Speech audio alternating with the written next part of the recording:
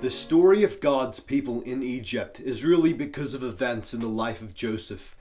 But the story of God's people staying in Egypt and growing in number in Egypt is because of Jacob, Joseph's father Jacob.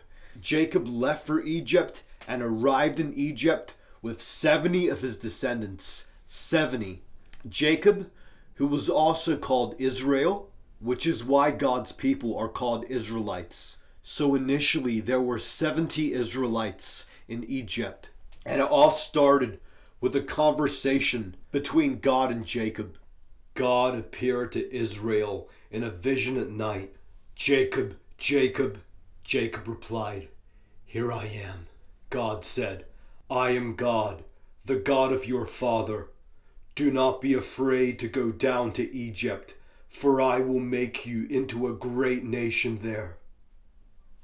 The story of Jacob and his descendants, the Israelites, leaving for Egypt is because of events that happened in the life of Joseph, the incredible life of Joseph.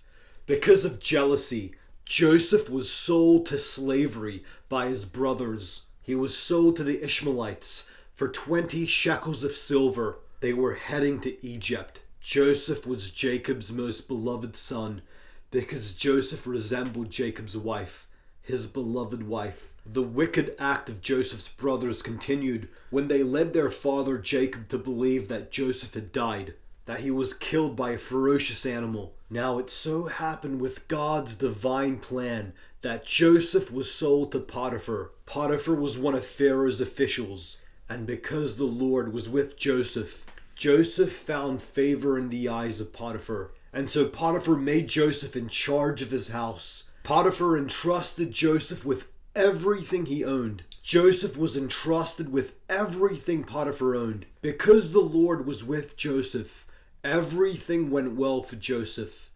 until Potiphar's wife manipulated Joseph. Potiphar's wife tried to seduce Joseph, and when Joseph refused to dishonor his master Potiphar and refused to dishonor God, she manipulated the situation to make it look like Joseph was the one who was trying to seduce her. She essentially framed Joseph for sexual assault, and because of her manipulation, Joseph ended up in prison. I think a good title for Joseph's story is "The Man Who Went Through Hell and Barely Noticed, because the Lord was with him." In prison, the kindness of God dwelt with him. Because God was with him, Joseph found favor in the eyes of the prison warden. And so Joseph was entrusted, and Joseph was made in charge of everyone held in prison. And Joseph became responsible for everything that happened there. The prison warden paid no attention to anything Joseph was taking care of because he completely trusted Joseph. The prison warden paid no attention to anything that was under Joseph's care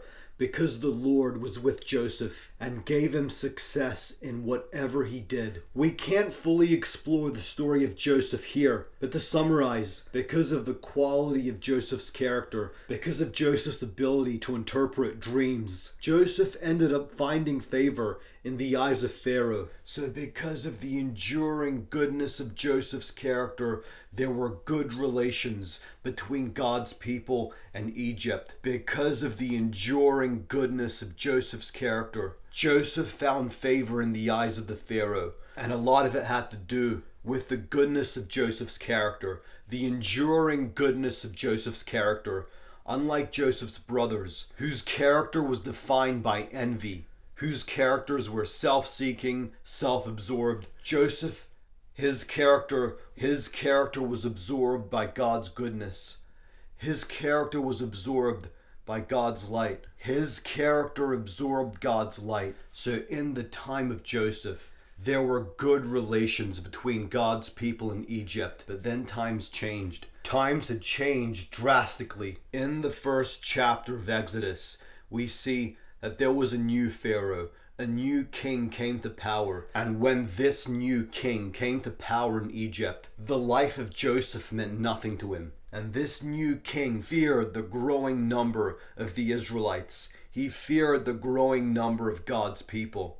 And because of the growing number of God's people, he feared that a war could break out. He feared that because of the growing number of God's people, the Israelites, He feared that the Israelites could join the enemies of Egypt and fight against Egypt. To ease his fears that the Israelites could grow in number and multiply so much so that a war could break out, the Israelites could join the enemies of Egypt and fight against Egypt. To prevent his fears that a war could break out because the Israelites were growing in number, this new king of Egypt, he decided to do something drastic. This Pharaoh, this king of Egypt, he did something horrifying to the Israelites. To ease his fears that a war could break out, to ease his fears that the Israelites could fight against Egypt because they were growing in number, growing in strength, he decided to do something horrifying, something so horrifying, something so heartbreaking. He decided to do something that would cause incredible pain to the Israelites to prevent them from growing in number, growing in strength. These were horrifying times. So there was a time when there were good relations between God's people in Egypt. In the time of Joseph, there were good relations between God's people in Egypt. The time when someone like Joseph found favor in the eyes of the Pharaoh, that time was gone.